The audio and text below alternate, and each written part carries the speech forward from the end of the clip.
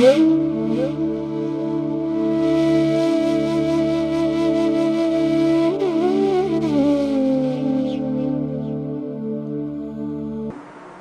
காக்கும் மருந்து, உடல் காக்கும் மருந்து, நம்மளை மரணமில்லா பெருவாழ்வுக்கு அழைத்து செல்லக்கூடிய மிகப்பெரிய மருந்து.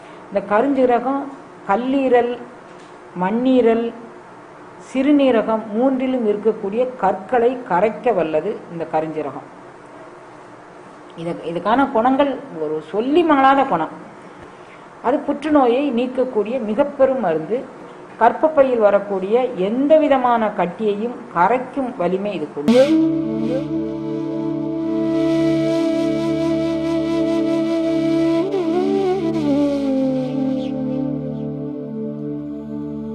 கருஞ்சீரகம் என்னும் ஒரு கற்பம் மருந்து. கற்ப மருந்துன்னா உங்க எல்லாருக்கும் தெரியும். உயிர் காக்கும் மருந்து, உடல் காக்கும் மருந்து, நம்மளை மரணமில்லா பெருவாழ்வுக்கு அழைத்து செல்லக்கூடிய மிகப்பெரிய மருந்து இந்த கருஞ்சீரகம். மரணம் எப்போது வருங்கிறது அது ஆண்டவனுடைய பங்கு. அதை நம்ம சொல்ல முடியாது. மரணம் இறைவன்ட்டு நம்ம விட்டுற வேண்டியதான். ஆனால் மரணம் வராமல் நோய் தாக்கம் மூலமாக மரணம் வருவதை தடுப்பதற்கு இந்த கருஞ்சீரகம் என்னென்ன நோய்க்கெல்லாம் மருந்தாக இருக்குது அப்படின்னு பார்ப்போம். இப்போ இன்றைக்கு நான் அதை பதிவு செய்கிறேன். கருஞ்சீரகம் அதனுடைய குணம் என்ன அப்படின்னா, மரணம் இறைவனுடைய சொத்து. நமக்கு எப்போ மரணம் நம்ம பிறக்கும் போதே எழுதி வாங்கிட்டு இருந்திருக்கோம். அது இறைவன் சொத்துன்னு இல்லை, நாம் வாங்கி வந்தது தான். நம்ம பிறக்கும் போதே இறப்புக்கு உண்டான டேட்டை குறிச்சிட்டு தான். நம்ம யாருமே ஒன்வேல வரல. எல்லாருமே நம்ம ரிட்டர்ன் டிக்கெட் போட்டுட்டு தான் அங்கேருந்து இங்கே வந்திருக்கிறோம். அப்போ ரிட்டர்ன் டிக்கெட் பற்றி நம்ம இப்போ பேச போகிறதில்ல. உண்மையை பற்றி நமக்கு தெரியாது. உண்மையை பற்றி அருளாளர்கள் சொல்கிறாங்க, நம்ம பார்த்துக்கிட்டு இருக்கோம். நம்ம என்ன முயற்சி பண்ணணுமோ அது அப்புறம். இந்த கருஞ்சீரகம் உண்மையில கூட நம்மளை இருக்க வைக்கும்னு சித்தர்கள் மிகப்பெரிய ஆராய்ச்சி பண்ணி அவங்க சொல்லியிருக்கிறாங்க. இந்த கருஞ்சீரகத்துக்கு என்ன மருத்துவ குணம் உண்டு அப்படின்னு கேட்டிங்கன்னா, இந்த கருஞ்சீரகம் கல்லீரல், மண்ணீரல், சிறுநீரகம் மூன்றிலும் இருக்கக்கூடிய கற்களை கரைக்க வல்லது இந்த கருஞ்சீரகம். அப்புறம் கருஞ்சீரகத்தினுடைய இன்னொரு குணம் சோரியாசிஸ் அப்படிங்கக்கூடிய தோல் நோயை நீக்க வல்லது இந்த கருஞ்சீரகம். தலையில் படைப்படையாக ஒரு நோய் வரும், அது தோல் சம்பந்தமானதான். சோரியாசிஸ்ங்கிறது ஒரு பல நோய்களுடைய காம்பினேஷனுக்கு சோரியாசிஸ்ன்னு மொத்தமாக பேர் கொடுத்துருவாங்க. அந்த தலையில் வரக்கூடிய சில படைகள், செதில் செதிலாக முடி உதிர்வது, இளநரை, இதுகளுக்கு சோரியாசிஸ் அந்த கருஞ்சீரகம் மிக பெரும் மருந்து. கருஞ்சீரகத்தை என்ன பண்ணணுமா அப்படின்னு கேட்டிங்கன்னா, வெப்பாலை எண்ணெய் அப்படின்னு ஒரு எண்ணெய் எல்லா மருந்து கடைகளிலும் கிடைக்கும். அந்த வெப்பாலை எண்ணெயை வாங்கி கருஞ்சீரகத்தை நன்றாக பொடித்து அந்த வெப்பாலை எண்ணெய்க்குள்ளே போட்டு வெயிலில் ஒரு வாரம் அல்லது 10 நாள் நல்லா கொதிக்கிற வெயிலில் பாட்டிலில் போட்டு வச்சுருங்க. தினமும் தலைக்கு அந்த கருஞ்சீரக எண்ணெயை தினமும் தலைக்கு தேய்ச்சி குளிப்பதோடு வாரத்துக்கு ஒரு முறை எண்ணெய் வச்சும் குடிங்க. எண்ணெய் வச்சு குடிக்கிறது இந்த ஒவ்வொரு நகக்கணிலும், இது தோல் சம்பந்தமான நோய் உள்ளவர்களுக்கு, ஆரோக்கியமான உடல் அமைப்பு உள்ளவர்களுக்கு இன்னொரு நாளைக்கு எண்ணெய் குளியல் எப்படி அப்படிங்கிறத சொல்கிறேன். இந்த எல்லா நகங்கள்லையும் கூட படுற மாதிரி, தொப்புள்ள படுற மாதிரி, எல்லா உறுப்புகள்லையும், ஜெனிட்டல் எல்லா உறுப்புகள்லையும் படுற மாதிரி இந்த எண்ணெயை தேய்ச்சிருங்க. தேய்ச்சி 15 நிமிட நேரம் அல்லது 10 நிமிட நேரம் ஊற வச்சுட்டு, அப்புறம் கடலை மாவு, பாசிப்பயிறு மாவு அல்லது பூந்திக்கொட்டை இடித்து முதல் நாளே தண்ணியில் ஊற வச்சு அந்த தண்ணி இது ஏதேனும் ஒன்றை போட்டு குளிச்சிங்கன்னா இந்த தோல் சம்பந்தமான அனைத்து நோய்களுக்கும் இது ஒரு மிகச்சிறந்த மருந்து. சாதாரணமாக ஸ்கின் பர்சர்வேட்டர் அப்படின்னு நீங்கள் கைக்கு எந்த விதமான கெமிக்கலும் தேய்க்காம தினப்படி இந்த மருந்தை நீங்கள் தேய்ச்சி வந்தீங்கன்னா, இது கூட கார்போக அரிசி அப்படின்னு ஒரு அரிசி, அதுவும் நாட்டு மருந்து கடையில் கிடைக்கும். ஈக்குவல் ப்ரொப்போர்ஷனில், அதாவது கருஞ்சீரகம் 50 கிராம் எடுத்தீங்கன்னா கார்போக அரிசி 50 கிராம் எடுத்து ரெண்டையும் எண்ணெயில் போட்டு வெயிலில் வச்சுருங்க. அதை தோல் முழுதும் தினமும் காலை மாலை 2 வேளையும் கொஞ்சம் அப்ளை பண்ணால் போதும். அதுக்காண்டி சதன்னு அப்ளை பண்ண வேண்டாம். எண்ணெய் வச்சு குளிக்கிற அன்னைக்கு மட்டும் கொஞ்சம் அதிகமாக வச்சுக்கோங்க. அதை உபயோகிச்சிங்கன்னா உங்களுடைய ஸ்கின் சாதாரணமாக பளபளன்னு மின்னக்கூடிய அளவிற்கு அந்த கருஞ்சீரகம் உபயோகமாக இருக்கும். இளநரையை மாற்ற வல்லது கருஞ்சீரகம். நீங்கள் எண்ணெய் வச்சு குளிக்கும் போதோ அல்லது தினப்படி உபயோகத்துக்கோ இந்த வெயிலில் வச்ச அந்த கருஞ்சீரக எண்ணெயை நீங்கள் உபயோகித்து வந்தீங்கன்னா இளநரை மாற்றக்கூடியது. அப்புறம் லூக்கோட்டோமா அப்படிங்கக்கூடிய வெண்புள்ளி இருக்கிறவங்க இந்த கருஞ்சீரகத்தை வெப்பாலை எண்ணெயில் போட்டு எங்கேயெல்லாம் வெண்புள்ளி இருக்கோ அந்த இடத்துல எல்லாம் நீங்கள் அப்ளை பண்ணி இரவில் நல்லா கொஞ்ச நேரம் மசாஜ் பண்ணுற மாதிரி, இது மாதிரி அவள் அப்ளை பண்ணிவிட்டு எந்த இடத்துல இருக்கோ அந்த இடத்துல கொஞ்சம் அப்ளை பண்ணிவிட்டு இயல்பாக மற்ற இடங்களில் லைட்டாக போட்டு விட்டுட்டு நீங்கள் படுத்தீங்கன்னா அந்த வெண்புள்ளி கருப்பாக மாறுவதற்கு 90% வாய்ப்புகள் உண்டு. இது தவிர இதுக்கான குணங்கள் ஒரு சொல்லி மாளாத குணம். கார்டியாலஜி, அதாவது கார்டியாக் அரெஸ்ட் அப்படின்னா ஸ்பாட்லே இதய நோய் வந்து இறந்து போகக்கூடியது கார்டியாக் அரெஸ்ட். மற்றபடி கார்டியாலஜி சம்பந்தமான நோய்கள், அதாவது அதில் அடப்பு இருக்கிறது, மற்றபடி அந்த எக்கோ டெஸ்ட்டில் ஏதோ வேரியேஷன் ஏற்படக்கூடியது, இப்படி கொஞ்சம் சின்ன சின்ன நோய்கள் இருக்கக்கூடியதுகள்லாம் கார்டியாலஜி சம்பந்தமான எந்த நோய் இருந்தாலும் வாரம் 2 நாள் அல்லது 3 நாள் தேனில் குழைத்து, அனுபானம் ரொம்ப முக்கியம். நான் சொல்லக்கூடியதில் அனுபானம்னா எது மூலமாக சாப்பிடணும் அப்படிங்கிறது ரொம்ப முக்கியம். தேனில் குழைத்து கரிஞ்சீரகத்தை வாரத்துக்கு 2 அல்லது 3 நாள் சாப்பிட்டு வந்தால் இந்த கார்டியாக் அரெஸ்ட் வராமல் நாம் தடுத்து கொள்ளலாம். அப்புறம் வந்து இரத்த நாளங்களில் ஏற்படக்கூடிய அடைப்புகளை சீர் பண்ணிடலாம்.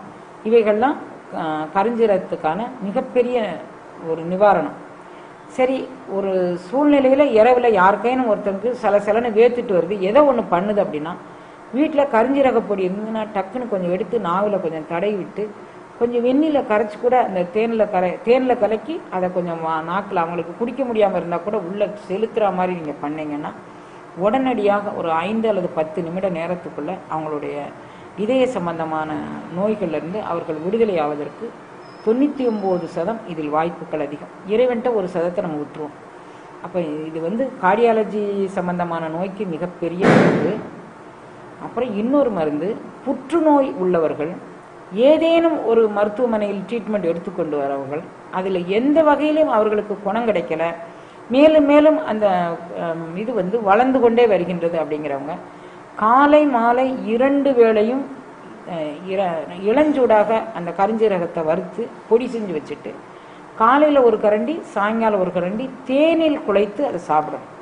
புற்றுநோய் உள்ளவர்கள் இது வந்து அவர்களுக்கு மிகப்பெரிய மருந்தாக, அது இந்த எதனால இது குணப்படுத்துது அப்படின்னு கண்டுபிடிக்க முடியாத ஒரு ரகசிய கற்ப மருந்து இந்த மருந்து.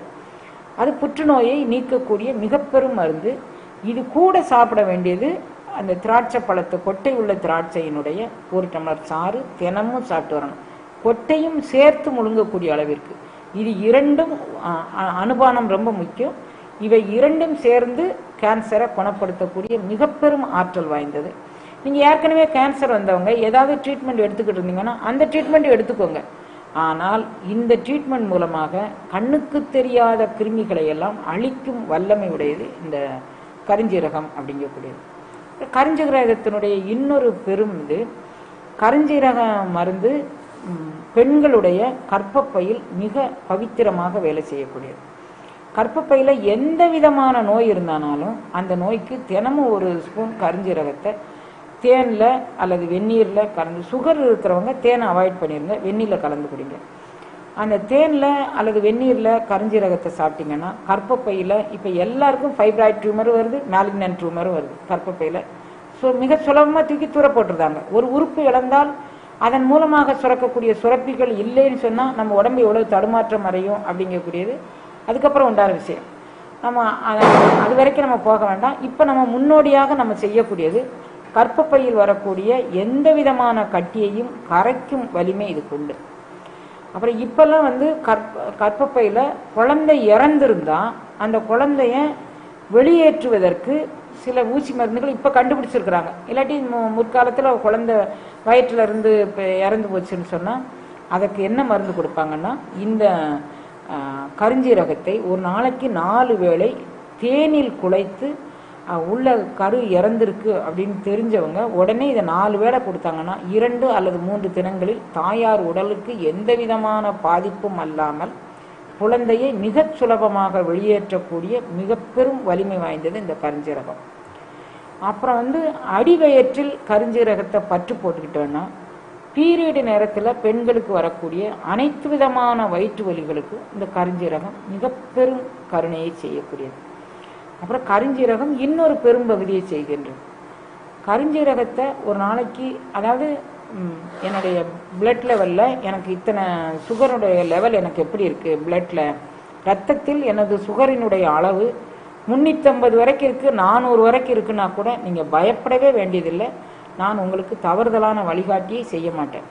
ஒரு நாளைக்கு 3 வாட்டி வெந்நீரில் கருஞ்சீரகம் 2 கரண்டி எடுத்து போட்டு அது கூட 1 கரண்டி வெந்தய பொடியும் போட்டு 3 வேளை அந்த மருந்து எடுத்துக்கோங்க. ஒரு வேளை கட்டாயம் ஆவாரை கஷாயம் சாப்பிடுங்க. காலையில் 1 மணி நேரம், மாலையில் 1 மணி நேரம் நீங்கள் வாக்கிங் போங்க. ஒரு மாதத்தில் உங்களுடைய சுகர் லெவல் கரெக்டாக 90லேருந்து 100 வரைக்கும் ஃபாஸ்டிங்கில் ஆஃப்டர் டிஃபன் பிபியில் உங்களுக்கு 120க்குள்ளே கட்டுக்கு அடங்கி வந்துடும். ஆனால் ஒருபோது நீங்கள் வாக்கிங்கை நிறுத்தவே கூடாது. இந்த சுகர் பேஷண்ட் மட்டும் எப்போ மருந்து எடுத்தானாலும் நீங்கள் அந்த சுகர் மருந்து கட்டாயம் எடுத்தே தீர வேண்டிய கட்டாயத்தில் இருக்குங்க. வாக்கிங் மிகப்பெரிய மருந்துன்னு வச்சுக்கோங்க. உடல் அசைவு இல்லாமல் நம்மளுடைய உடல் இயக்கத்துக்கு அந்த அசைவில்லாத உடல் இயக்கம் நமக்கு நன்மை தருவதில்லை. கட்டாயம் 1 மணி நேரம் காலையில் வாக்கிங், சாயங்காலம் 1 மணி நேரம் வாக்கிங் இருந்ததுன்னா 350 மில்லிகிராம் 400 மில்லிகிராம் இருந்தால் கூட உங்களுக்கு இது உடனடியாக இது குறைந்து விடும். அவ்வளவு பெரிய வலிமை வாய்ந்தது இந்த கருஞ்சீரகம். இந்த அமைப்பில் நீங்கள் இதை உண்டு வந்தீங்கன்னா உங்களுக்கு சுகருடைய அளவு மிக பெருமளவு உங்களுக்கு குறைப்பதற்கு சந்தர்ப்பம் இருக்குது. சரி, நாங்கள் ஏற்கனவே இன்சுலின் இன்ஜெக்ஷன் எடுத்துக்கிட்டு இருக்கோமா, நாங்கள் என்ன பண்ணுறது அப்படின்னா, நீங்கள் இன்சுலின் இன்ஜெக்ஷனை உடனே நிறுத்தக்கூடாது. கருஞ்சீரகத்தை நீங்கள் போட்டு வரும்போது அன்றன்றைக்கு உங்களுடைய பிளட் ரிப்போர்ட்டை நீங்கள் செக் பண்ணிகிட்டே இருக்கணும். உங்களுடைய மானிட்டர், நீங்கள் உங்கள் மனது உங்கள் உடம்பே மானிட்டராக செயல்படும். நம்ம எத்தனை தடவை பாத்ரூம் போகிறோம், காலையில் எத்தனை தடவை நம்ம நீர் கழிக்கிறோம் அப்படிங்கிறத நீங்கள் மனதில் வச்சுக்கோங்க.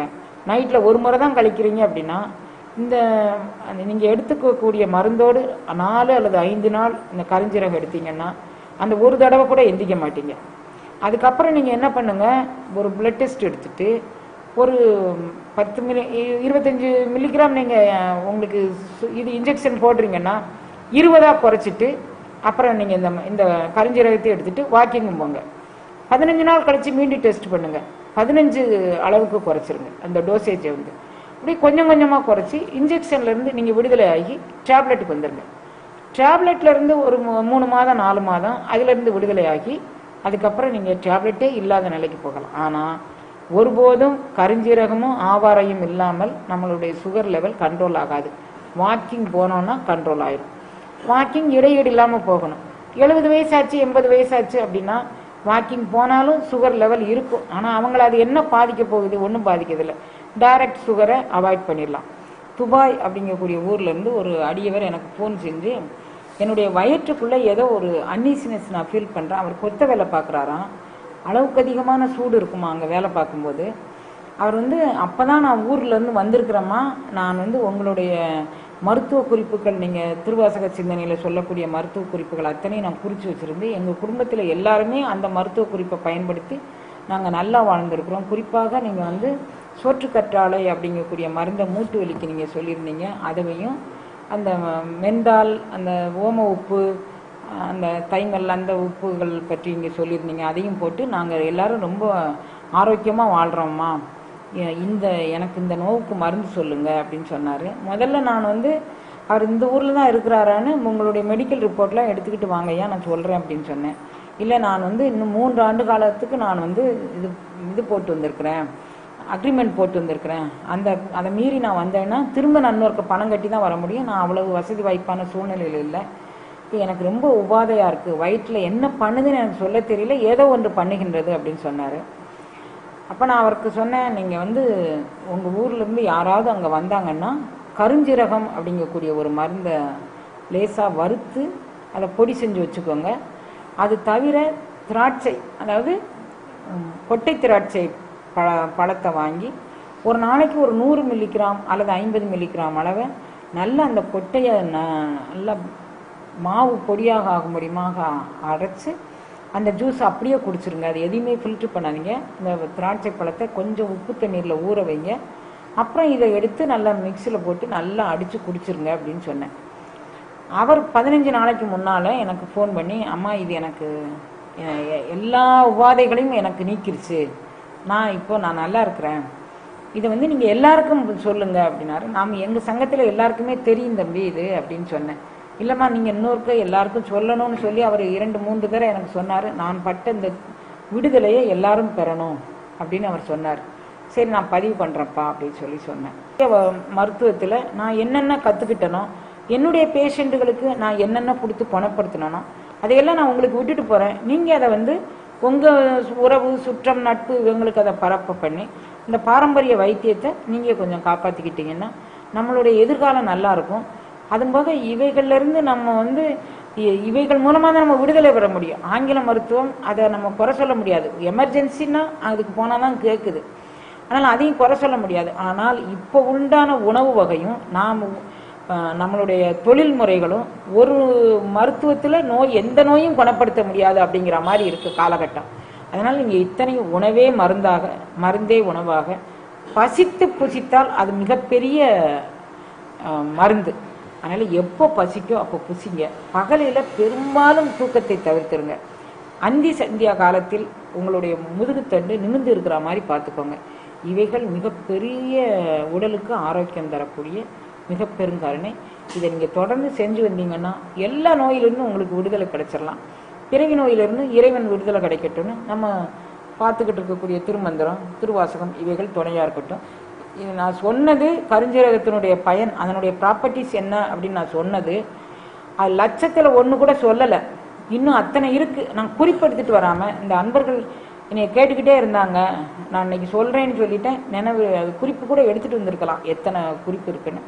திருவருள் கூட்டி வைக்க அடுத்த முறை ஏதாவது சொல்லும்போது இதை இணைத்து சொல்கிறேன். எல்லாம் உங்களுக்கு எல்லாருக்கும் நீடிய ஆயுளும் நிறை செல்வமும் கொடுத்து நோயற்ற வாழ்வும் குறைவற்ற செல்வமும் அருள பிரார்த்திக்கிறேன்.